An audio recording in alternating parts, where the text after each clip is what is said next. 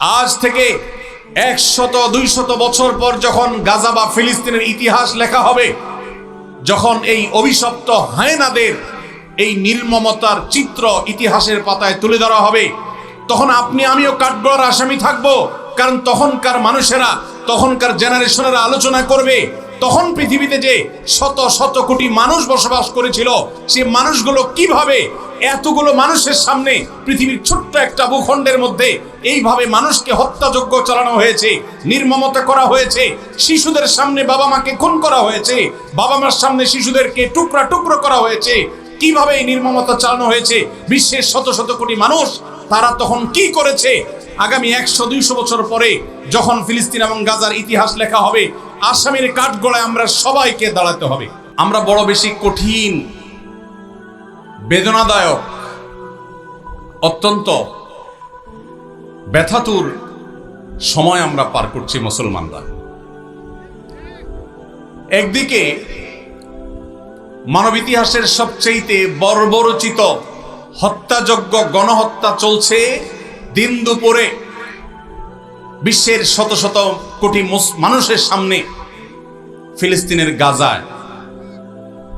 আজ সেখানে মানবতা এমন ভাবে ভুলুণ্ঠিত হচ্ছে, ঝড় তুফানে আমরা গাছের পাতা উড়ে যেতে দেখি, সেখানে বোমার আঘাতে মানুষের দেহ আকাশে উড়ে যেতে আমরা দেখেছি। প্রিয় ভাইরা, আজকের বিশ্বকে বলা হয় সভ্য পৃথিবী, আজকের পৃথিবীকে বলা হয় নাকি মানবিক পৃথিবী। আজকের পৃথিবীর সভ্যতা এবং মানবিকতার ধ্বজাধারে ধারণকারী যারা, তাদের মুখোশ, তাদের আসল রূপ, তাদের আসল চেহারা, চরিত্র আজ দিনের আলোর মতো পরিষ্কার হয়ে গেছে। গাজায় প্রতিনিয়ত শিশু হত্যা চলছে, ফিলিস্তিনের ভিডিওগুলো দেখবার মতো অবস্থা নাই। একটু আগে একটা ভিডিও দেখছিলাম, আল্লাহ তাআলা আমাকেও একটা বাচ্চা দিয়েছেন 8-10 বছরের। 8-10 বছরের একটা ছেলে 5-6 বছরের একটা ছেলেকে, ছোট ভাইকে বড় ভাই সান্ত্বনা দিচ্ছে, মাথার উপরে হাত বুলাচ্ছে। ছোট ভাই বড় ভাইয়ের কোলে মাথাটা রেখে চোখের পানি ফেলছে, অঝরে কাঁদছে, কারণ তাদের বাবা মাকে শহীদ করে দেওয়া হয়েছে। বড় ভাইটা ছোট ভাইয়ের মাথার উপর হাত বুলাচ্ছে আর তাকে সান্ত্বনা দেওয়ার চেষ্টা করছে, ব্যর্থ চেষ্টা। শত সহস্র শিশু আজ এতিম হয়েছে, শত সহস্র মা বাবার বুক আজ খালি হচ্ছে। যারা নারী অধিকার নিয়ে পান থেকে চুন খসলেই চিৎকার চেঁচামেচি করে, সেই মানুষগুলো আজ পাথর হয়ে গেছে।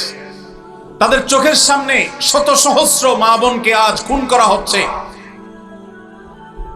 প্রেগনেন্ট মহিলাদেরকে রেখে সেই হসপিটাল বম্পিং করে উড়িয়ে দেওয়া হচ্ছে।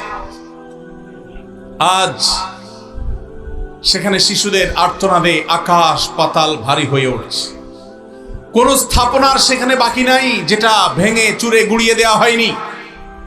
উপর থেকে ড্রোন শট নেওয়া ছবি দেখলে ভাবতে কষ্ট হয়, বিশ্বাস করতে কষ্ট হয়। একটা শহর, একটা জনপদকে এইভাবে মাটির সাথে মিশিয়ে দেওয়া যায়।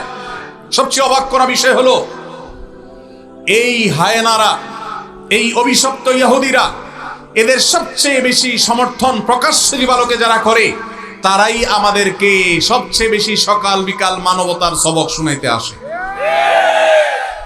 প্রিয় ভাইরা আমার, আজ পৃথিবীর তথাকথিত সভ্য, তথাকথিত উন্নত দেশগুলো প্রকাশ্য দিবালোকে এই অভিশপ্ত দেশকে তারা সমর্থন করছে, যারা মুসলমানদেরকে তাদের ভূখণ্ডে যুগ যুগ ধরে আজ খুন করে আসছে, তাদের রক্ত নিয়ে হোলি খেলায় মেতে উঠেছে। আজ সেখানে মানবতার চিৎকারে, আর্তচিৎকারে আকাশ পাতাল ভারী হয়ে উঠছে। আজ থেকে 100-200 বছর পর যখন গাজা বা ফিলিস্তিনের ইতিহাস লেখা হবে, যখন এই অভিশপ্ত হায়েনাদের এই নির্মমতার চিত্র ইতিহাসের পাতায় তুলে ধরা হবে, তখন আপনি আমিও কাঠগড়ার আসামি থাকব। কারণ তখনকার মানুষেরা, তখনকার জেনারেশনেরা আলোচনা করবে তখন পৃথিবীতে যে শত শত কোটি মানুষ বসবাস করেছিল, সে মানুষগুলো কিভাবে এতগুলো মানুষের সামনে পৃথিবীর ছোট্ট একটা ভূখণ্ডের মধ্যে এইভাবে মানুষকে হত্যাযজ্ঞ চালানো হয়েছে, নির্মমতা করা হয়েছে, শিশুদের সামনে বাবা মাকে খুন করা হয়েছে, বাবা মার সামনে শিশুদেরকে টুকরা টুকরো করা হয়েছে, কিভাবে এই নির্মমতা চালানো হয়েছে বিশ্বের শত শত কোটি মানুষ, তারা তখন কি করেছে। আগামী 100-200 বছর পরে যখন ফিলিস্তিন এবং গাজার ইতিহাস লেখা হবে, আসামির কাঠগড়ায় আমরা সবাইকে দাঁড়াতে হবে। আল্লাহর কাছে আমরা ক্ষমা চাই। হে আল্লাহ, আপনি আমাদের অক্ষমতাকে মাফ করে দিন, আমাদেরকে আপনি সক্ষমতা দান করুন। মুসলমান দেশগুলোর যারা তথাকথিত নেতা হিসেবে দায়িত্ব পালন করছে, আল্লাহ আপনি তাদের ঈমানী চেতনা বৃদ্ধি করে দিন, তাদেরকে মুসলমান হওয়ার তৌফিক দান করুন, তাদেরকে মানুষ হওয়ার তৌফিক দান করুন। ভাইরা আমার, ফিলিস্তিন ইস্যুতে আমার 3টি কারণে অনেক বেশি অনুতাপ হয়, আফসোস হয়, আক্ষেপ হয়। প্রথমত, সারা বিশ্বের মুসলমান দেশগুলো তো বটেই, অনেক অমুসলিম দেশেও হাজার হাজার লক্ষ লক্ষ মানুষ নির্যাতিত ফিলিস্তিনিদের সমর্থনে তারা রাস্তায় বের হয়েছে, প্রতিবাদ করেছে, তাদের কষ্ট লাগার কথা তারা প্রকাশ করেছে। পৃথিবীর দ্বিতীয় বৃহত্তর মুসলিম দেশ বাংলাদেশ, এদেশের মানুষের মধ্যে ধর্মীয় আবেগ অনেক বেশি। আমরা অন্যের কষ্ট এভাবে দেখতে পারি না। এত সত্ত্বেও এই দেশে আজও পর্যন্ত ফিলিস্তিনিদের প্রতি সহমর্মিতা প্রকাশ করে একটি উল্লেখযোগ্য লক্ষ লক্ষ মানুষের কোন গণজমায়েত এই দেশের মাটিতে এখনো পর্যন্ত হয় নাই। আমার লজ্জা হয়, কষ্ট হয় যখন দেখি ফিলিস্তিন ইস্যুতে প্রত্যেক দল আলাদা আলাদা ব্যানার নিয়ে 2-4-10 হাজার মানুষ নিয়ে তারা প্রতিবাদ করে। এটাকে ফিলিস্তিনিদের সমর্থন নাকি নিজের দলীয় প্রচারণা, একমাত্র আল্লাহ তাআলা ভালো জানেন। আমরা ফিলিস্তিন ইস্যুতে সকল দল মত চিন্তা দর্শনের ঊর্ধ্বে উঠে মানবিকতার জায়গা থেকে সবাই এক কাতারে দাঁড়িয়ে একটিবারের জন্য বিশ্বকে আমরা জানিয়ে দিতে পারি, বাংলাদেশের মানুষজন আমরা ফিলিস্তিনি মাজলুম মানুষদের সাথে আছি। আল্লাহ আমাদের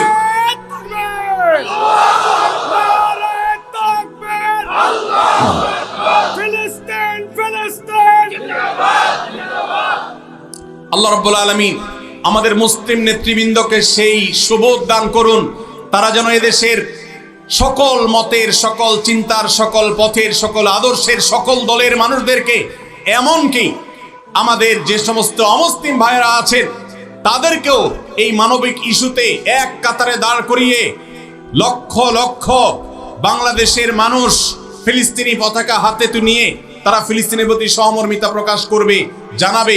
এই চেষ্টাটা আমরা করতে পারি কি পারি না ইনশাআল্লাহ। আল্লাহ আমাদের সবাইকে সেই তৌফিক দান করুন।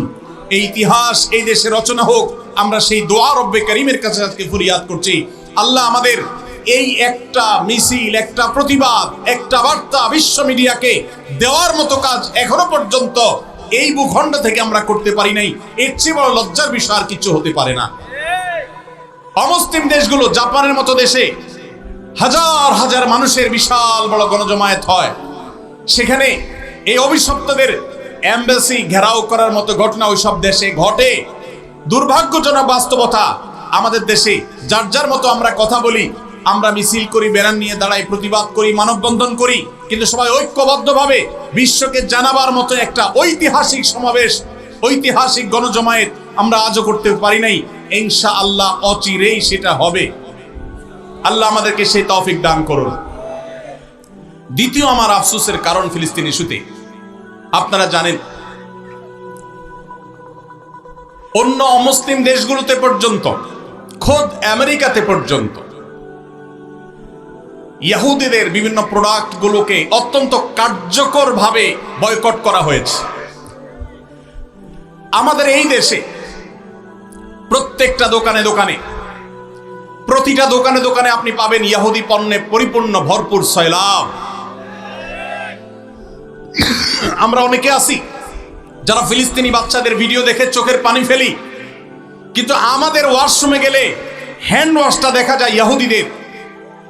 আমাদের ওয়াশরুমে গেলে দেখা যায় সাবান ট্রাক কেনা হয়েছে যে যে সাবানটা আমি টাকা দিয়ে কিনে এনেছি আমার পকেট থেকে, সেটা ইহুদিদের তৈরি করা।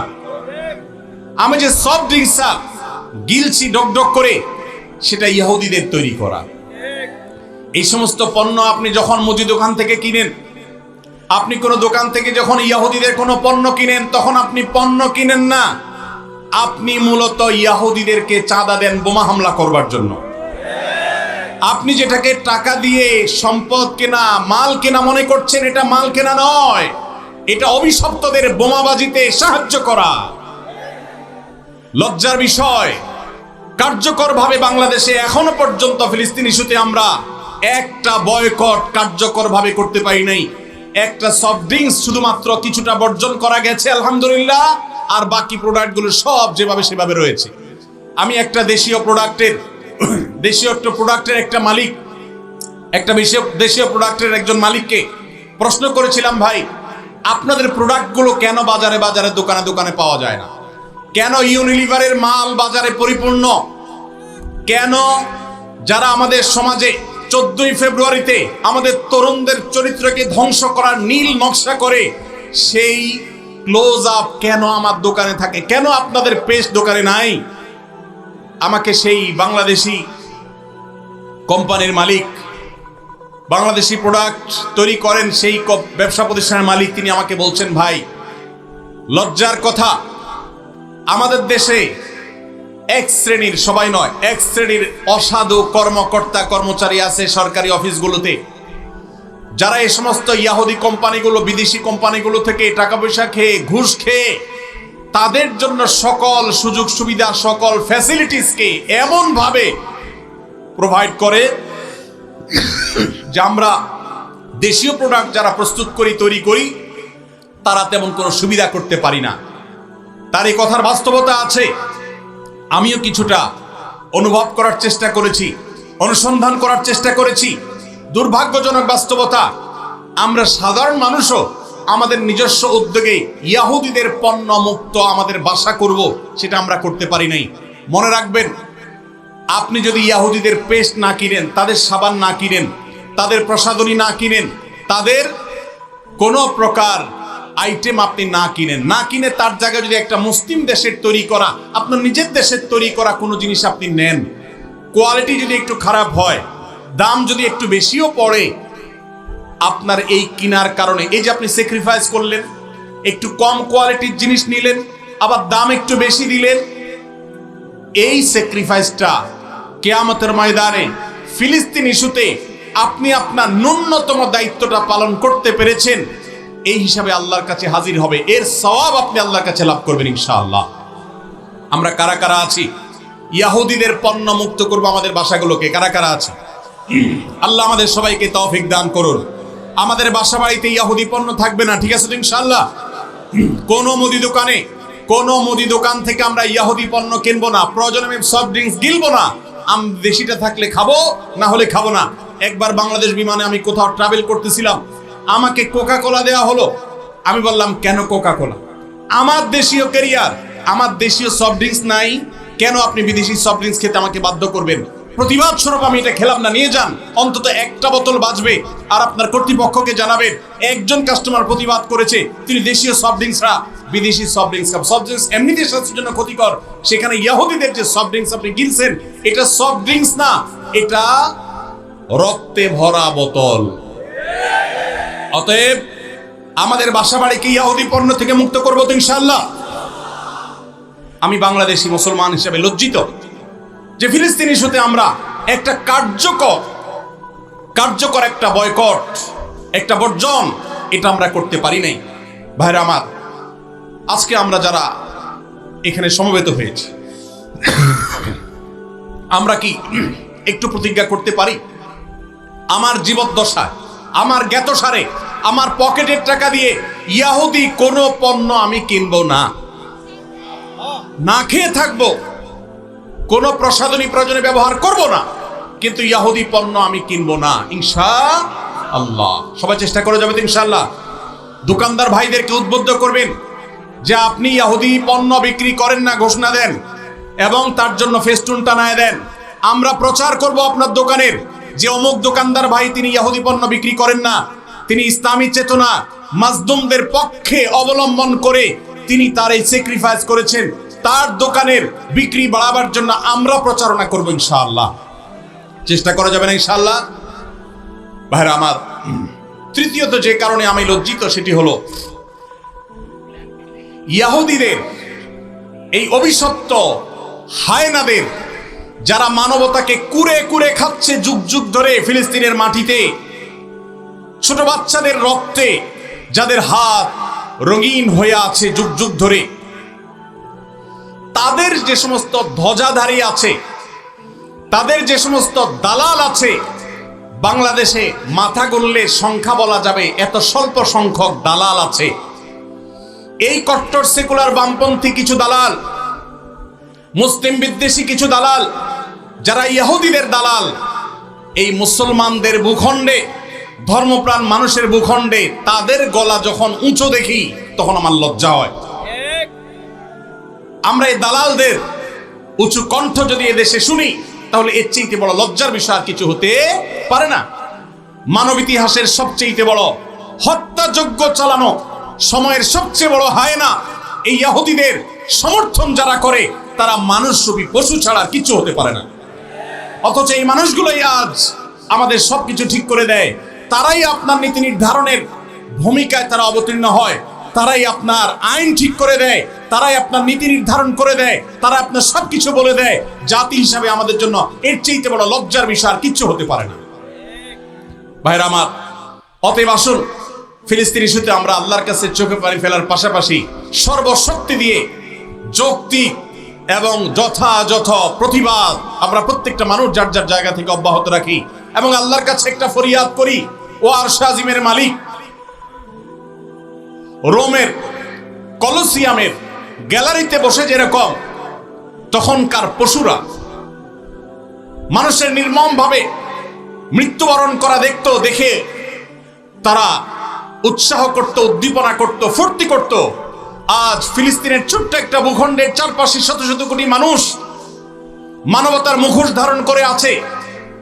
মানবাধিকারের সবক সকাল বিকাল যারা মুখে শোনায়, মুখে বলে, জিগির তোলে, সেই মানুষগুলো আজ ওই কলোসিয়ামের গ্যালারিতে বসে যেরকম নির্মম ভাবে মানুষ হত্যার আনন্দে উৎসব করত, আজ গোটা বিশ্ব সেরকম উৎসবে মত্ত হয়ে আছে।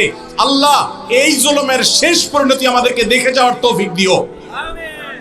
এই জীবদ্দশায় যেন আমরা এই জুলুমের শেষ দেখে যেতে পারি। আল্লাহ আমাদের সবাইকে সেই তৌফিক দান করুন। ভাইরা আমার, আমরা সবাই যার যার দায়িত্বটা পালন করবো তো ইনশাআল্লাহ। আল্লাহ আমাদেরকে সেই তৌফিক দান করুন।